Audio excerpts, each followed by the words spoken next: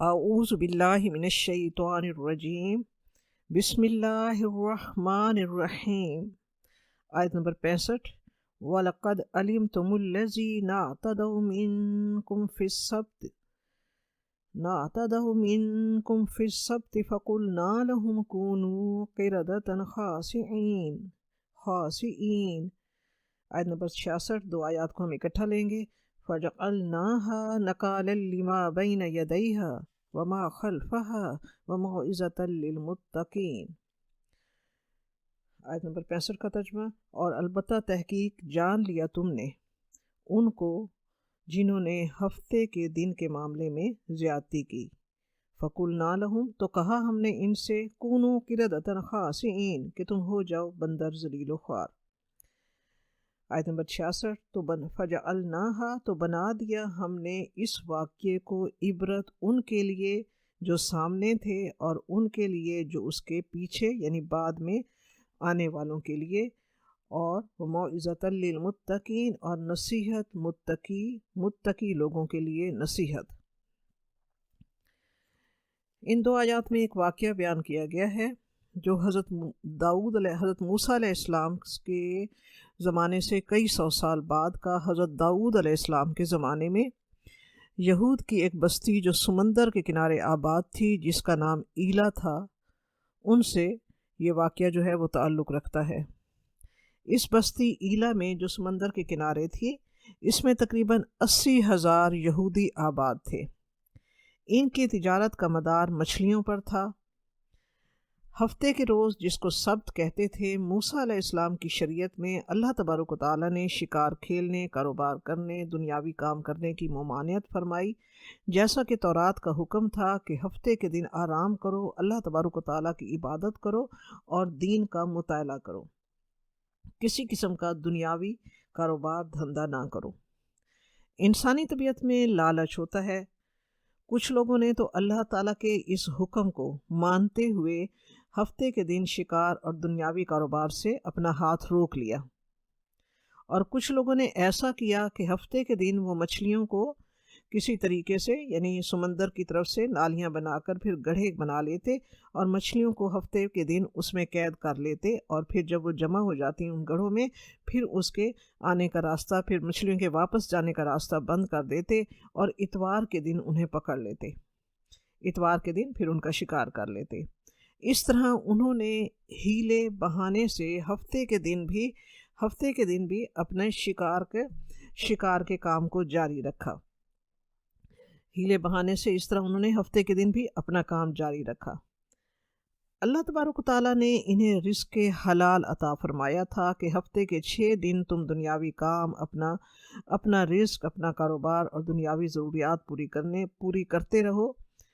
لیکن جب انہوں نے اللہ تبارک و تعالیٰ کے دیے ہوئے رزق حلال کو کافی نہ سمجھا، جو ہفتے کے 6 دن کے لیے اللہ تبارک و تعالیٰ نے ان پر حلال کیا تھا اور انہیں اجازت دی تھی، اور اس میں انہوں نے ہفتے کے ان 6 دنوں کے رزق میں انہوں نے اللہ تبارک و تعالیٰ کے اس منع کردہ دن یعنی ہفتے کے دن کا بھی یعنی 7ویں دن کا بھی رزق شامل کرنا شروع کر دیا، جو کہ انہیں منع کیا گیا تھا، جس سے روکا گیا تھا۔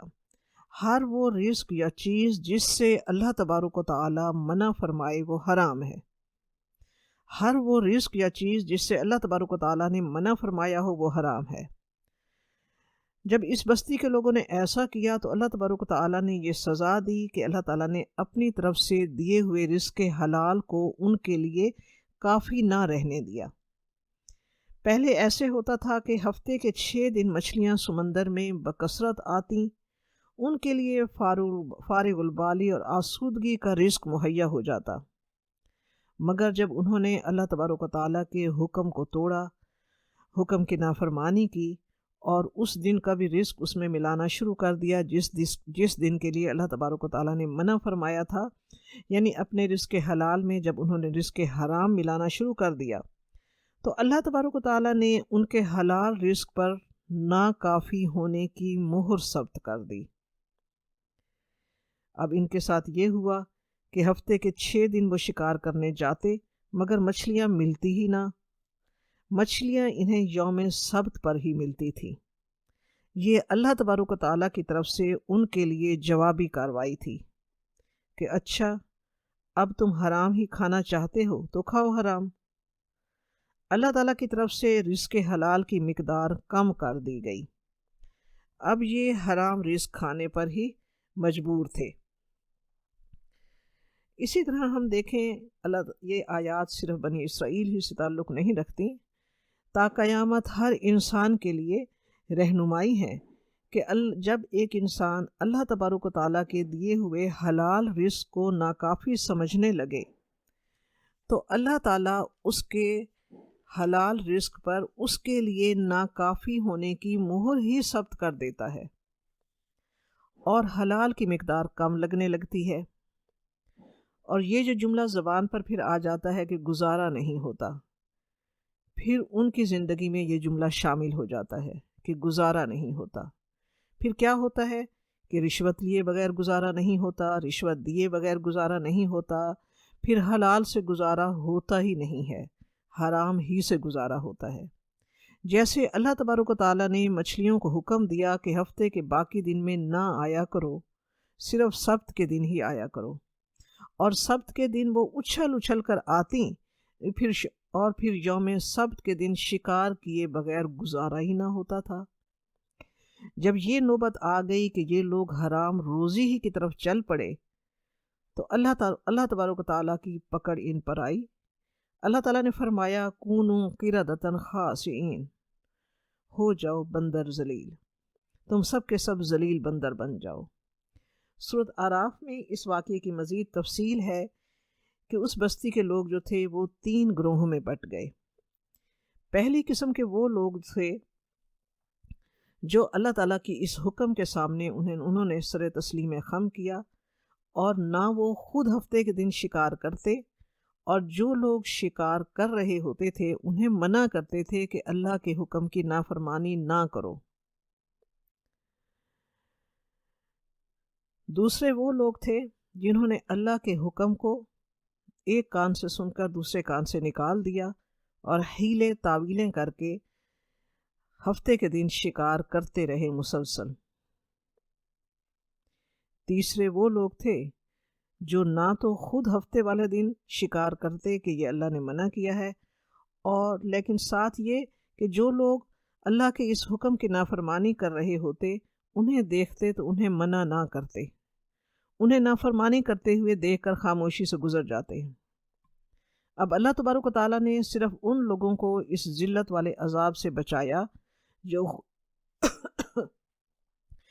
خود بھی اللہ تبارک و تعالیٰ کے حکم کی نافرمانی نہیں کر رہے تھے، اللہ کے حکم کو انہوں نے دل و جان سے مانا، اور جو لوگ نافرمانی کے راستے پر چل رہے تھے انہیں بھی وہ مسلسل روکنے کی کوشش کرتے رہے۔ اس گروہ کو اللہ تبارک و تعالیٰ نے عذاب سے بچا لیا۔ یہاں ثابت ہوتا ہے کہ امر بالمعروف اور نہی عن المنکر اللہ تبارک و تعالیٰ کے نزدیک کتنی اہمیت اور فضیلت رکھتا ہے۔ رب نے فرمایا فَجَعَلْنَاهَا نَكَالًا لِمَا بَيْنَ يَدَيْهَا وَمَا خَلْفَهَا وَمَوْعِظَةً لِّلْمُتَّقِينَ۔ ان کی صورتیں بندروں کی سی بنا دی گئیں، مگر عقل و شعور ان کا انسانوں جیسا ہی تھا۔ یہ ایک دوسرے کو پہچانتے تھے مگر بات نہ کرتے تھے، ایک دوسرے کو دیکھ دیکھ کر روتے تھے۔ حضرت ابن عباس رضی اللہ تعالیٰ عنہ سے روایت ہے کہ 3 دن کے بعد یہ پوری کی پوری مسخ شدہ قوم ہلاک کر دی گئی، اور ان کی کوئی باقیات نہ رہیں۔ اب اس سے پتہ یہ چلتا ہے کہ ایک ہوتا ہے اللہ کا حکم نہ ماننا اور اس پر عمل نہ کرنا، چلو وہ تو گناہ گار ہے، نہ کرنے کا گناہ سر پہ اٹھا رہا ہے۔ دوسرا یہ ہوتا ہے کہ اللہ کے حکم کو ماننا نہیں لیکن ہیلا سازی کر کے یہ ثابت کرنے کی کوشش کرنا کہ میں تو اللہ کا حکم مان رہا ہوں۔ یہ اللہ تبارک و تعالیٰ کے حکم میں ہیلا سازی کرنا، اللہ کے حکم میں دھوکے کو شامل کرنا، چرب زبانی سے منوانا کہ وہ دھوکہ یا اللہ کے حکم سے انکار نہیں کر رہا، یہ ہوتا ہے اللہ کے احکام میں ہیلا سازی کرنا۔ شرعی احکام میں ہیلا سازی اللہ تبارک و تعالیٰ کو سخت ناپسند ہے۔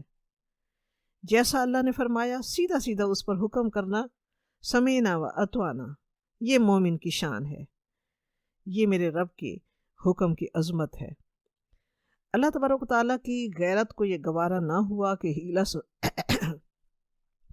اللہ تبارک و تعالیٰ کی غیرت کو یہ گوارا نہیں ہے کہ ہیلہ سازی کے ذریعے اس کے احکام کو غیر مؤثر کیا جائے۔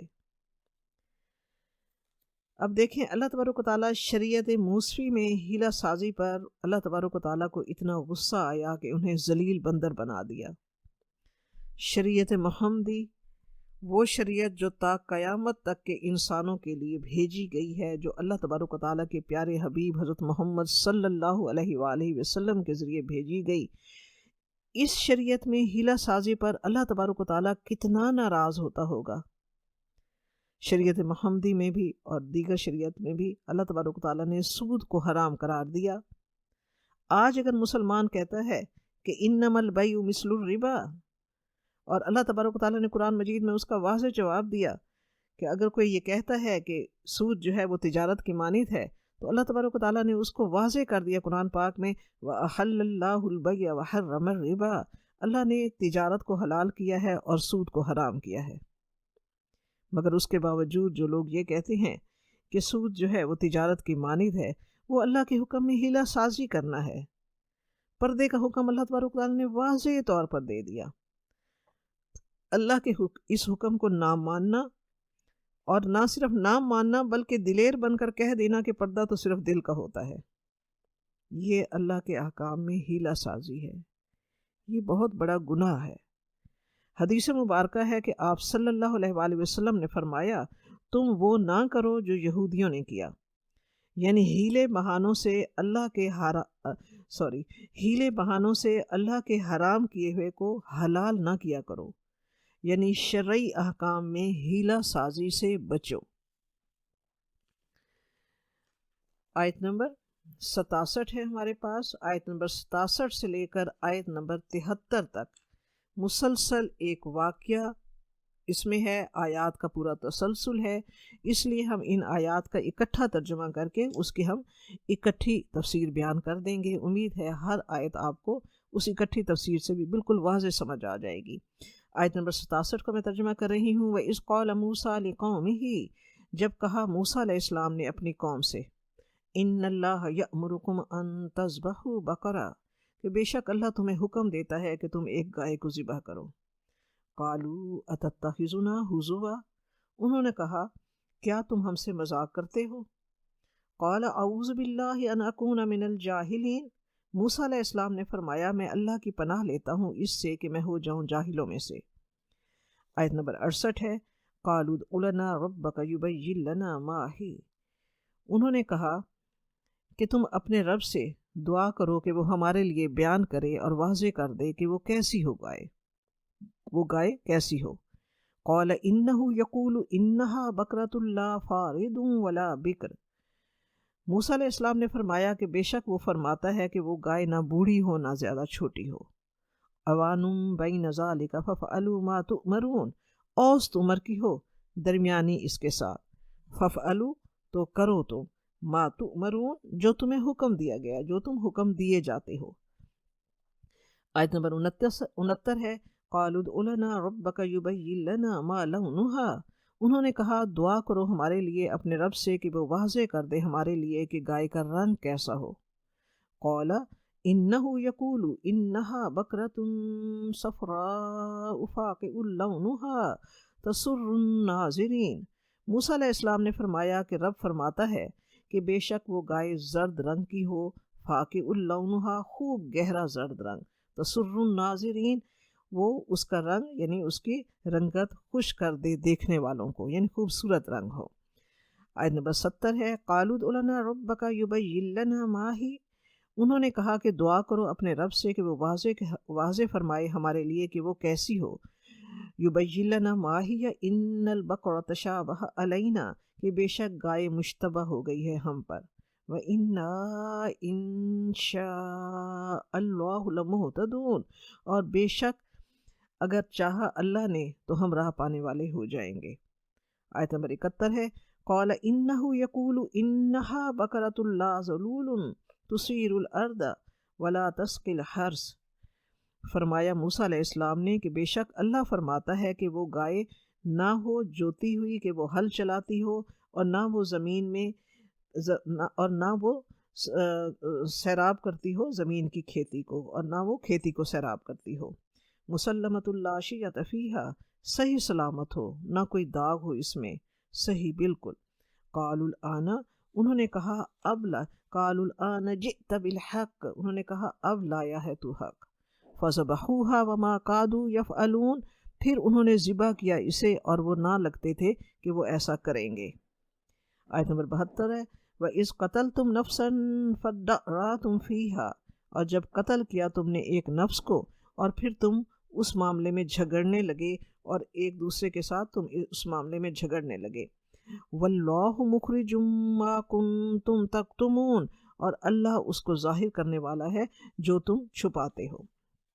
آیت نمبر 73 تک میں نے پڑھا ہے ترجمہ، اب اس کو ایکسپلین کرتے ہیں اکٹھا، کہ یہ بھی واقعہ بنی اسرائیل کی تاریخ کا ہے کہ بنی اسرائیل میں ایک مالدار شخص کو اس کے بھتیجوں نے جائیداد کی وراثت کی لالچ میں قتل کر دیا، اور لاش کو رات کے اندھیرے میں بنی اسرائیل کے ایک دوسرے قبیلے جو شریف النفس قبیلہ تھا ان کے دروازے کے آگے پھینک آئے، اور صبح خود اس کے مدعی بن گئے کہ ہمارے چچا کو اس قبیلے والوں نے قتل کیا ہے۔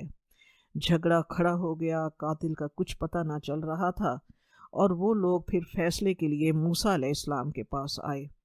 موسیٰ علیہ السلام نے اللہ تبارک و تعالیٰ سے دعا کی تو رب کریم نے وحی نازل کی کہ اس قوم کو حکم دو کہ ایک گائے ذبح کرے، اس کے گوشت کا ایک ٹکڑا مقتول کی لاش پر ماریں تو مقتول خود بول کر اپنے قاتل کا نام اور پتہ بتا دے گا۔ موسیٰ علیہ السلام نے قوم کو حکم دیا تو نہایت بے باکی اور گستاخی سے کہنے لگے، آپ ہم سے مذاق کر رہے ہیں۔ اصل میں جب مزاج میں بگاڑ پیدا ہونے لگے اور اخلاقی زوال انتہا پر پہنچ جائے تو دین مذاق لگنے لگتا ہے۔ موسیٰ علیہ السلام نے جواب دیا، قال اعوذ باللہ ان اکون من الجاہلین، میں اللہ کی پناہ چاہتا ہوں کہ میں احکام شریعہ میں مذاق کروں، جاہلوں کا سا کام کروں۔ تب وہ اطاعت کرنے کی بجائے حجت بازی کرنے لگے کہ اپنے رب سے پوچھ کر بتاؤ کہ وہ گائے کیسی ہو، اس کا رنگ کیسا ہو، اس کی عمر کتنی ہو۔ حدیث مبارکہ ہے کہ اگر وہ انشاءاللہ نہ کہتے تو قیامت تک اس گائے کو حاصل نہ کر سکتے۔ اب دوسری طرف دیکھیں، بنی اسرائیل میں ایک نیک اور خدا ترس آدمی تھا، اس کی بیوی بھی بہت نیک اور خدا ترس تھی، ان کے پاس ایک بچیا تھی اور ان کا ایک ہی بیٹا تھا، چھوٹا تھا۔ نیک شخص کے مرنے کا وقت قریب آیا تو دونوں میاں بیوی نے آپس میں مشورہ کیا کہ اس بچیا کو، یعنی گائے کا جو بچہ ان کے پاس تھا، اس بچیا کو جنگل میں اپنے کم سن بیٹے کے لیے اللہ کی امانت میں دے دیتے ہیں۔ انہوں نے بارگاہ الہی میں دعا کی اور بچیا کو جنگل میں چھوڑ آئے۔ نیک شخص مر گیا۔ جب لڑکا بڑا ہوا، نیک اور فرما بردار ہوا۔